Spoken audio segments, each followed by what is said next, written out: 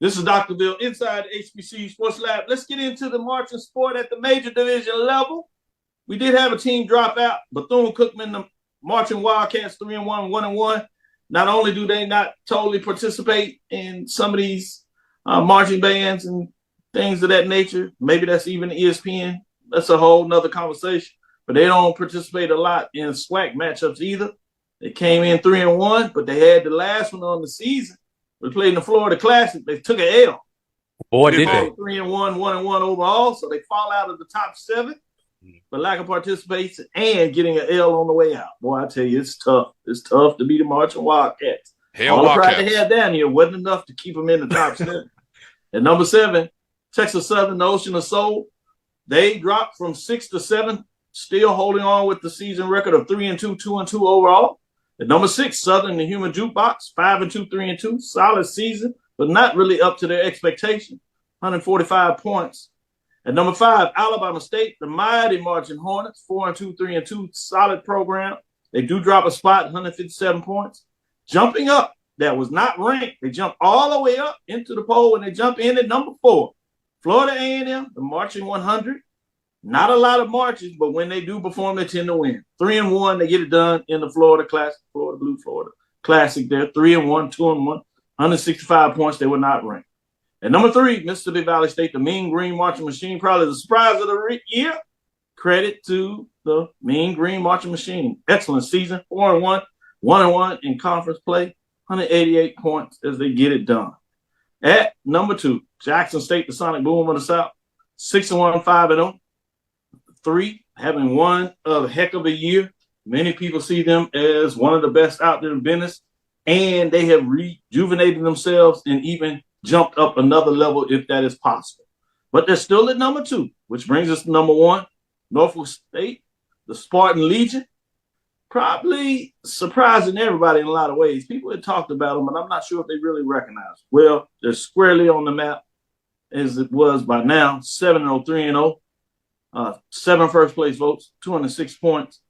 Spartan Legion continue at the top of the rankings in week number 12. Got to win this last game as they took down South Carolina State. The Marching 101, they got it done. Before I ask you your thoughts on this, let me jump to the ESPN Band of the Year. The committee did accumulate the scores in the band categories at the major division level. They have the top 5. They actually have a tie for number 5, right? And that is 5, Tennessee State, the Aristocrat Band, 778 total cumulative points. Also at 5 with 778 points is the Prairie View A&M Marching Storm that really pulled forward over the last 2 months, including being at number 2 in November, which has thrust them into the argument in terms of the top 5, really top 6 because there's a tie at 5. At number 4, Norfolk State, the Spartan Legion, 791. At number 3, Southern University Human Jukebox, 801. At number 2, Jackson State, the Sonic Boom of the South, 808 points. At number 1, North Carolina A&T, the Blue and Gold Marching Machine, 832.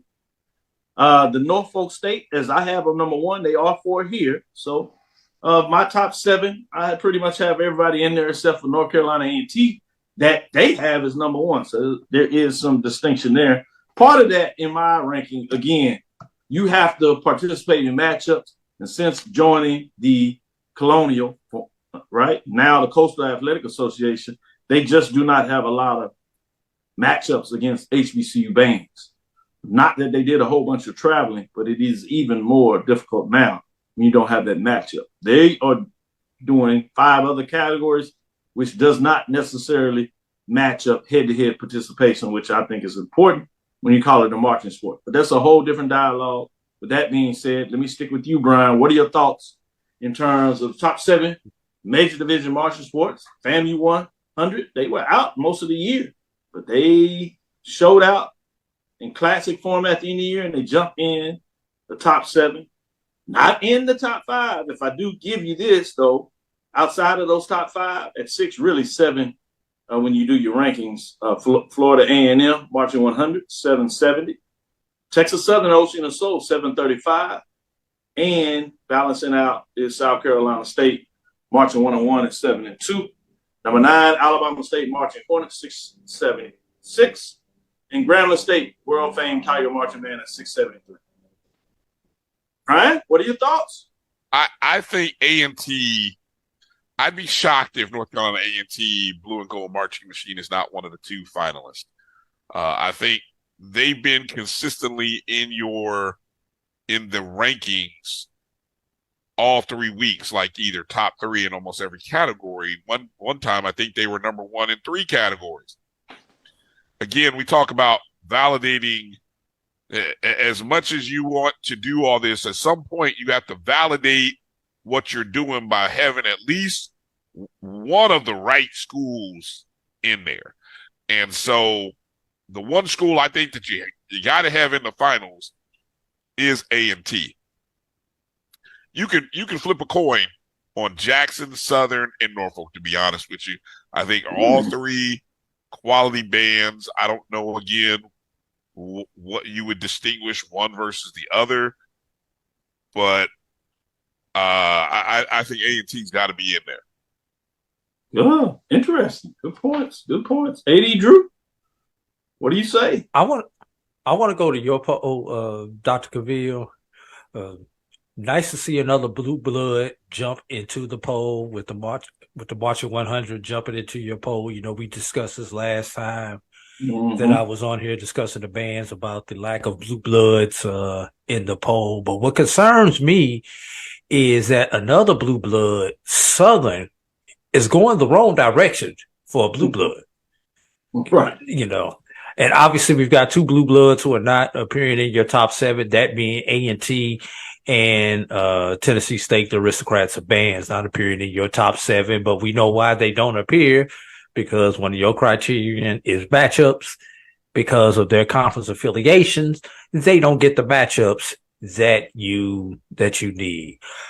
Shout out to Norfolk and Jackson and Southern for actually having matchups. They've had 7 matchups this season. Unfortunately, Southern has not done as good in their matchups as the other 2 that I mentioned there. Now, here's the question that I have for your posters, Dr. Cavil. With Florida A&M jumping up to number 4 in your ranking, with possibly 2 matchups remaining, does FAMU have enough where they can crack one of those top 3 spots with those final 2 matchups, considering that everyone in front of them is possibly dead? Unless, like Brian said, if Norfolk gets to the Band of the Year competition, that would give them a late matchup that I'm pretty sure that your poll is going to consider before it names its champion also. That's absolutely correct. I'm glad you asked that question because that is what we actually will do and wait on. You do have a matchup with Southern that may help them. They have the Bayou Classic against Grambling. And then according to the Band of the Year, that's a top 10 matchup. So it'll be interesting to see what Southern and Grambling get done. That's going to possibly create some movement. And yes, you're going to have a Marching Storm, Marching 100 matchup in the SWAC championship game. That's going to give those 2 bands the opportunity to have some movement one way or the other. Certainly if FAMU gets it done, that vaults them up a chance to move up when the other ones are not going to play during that weekend. And then you have FAMU. If they get it done in the SWAC championship game, they have another matchup with Howard, Showtime Band, which means they have a chance potentially on at least 2 more victories. And that doesn't count if they actually make it to the Band of the Year. They would have 3 matchups left in terms of what's going on. So there's a lot still out there in terms of the Marching 100 as their trajectory is certainly going up. Southern has at least 1 more, so that's potential. Prairie View has a chance to have at least 2 more. So it's going to be fascinating to see how this goes down in terms of the marching sport band ranking, particularly in the major division, because you have these matchups yet to be determined. And we'll see what that looks like with the mid-major in regards to who gets in.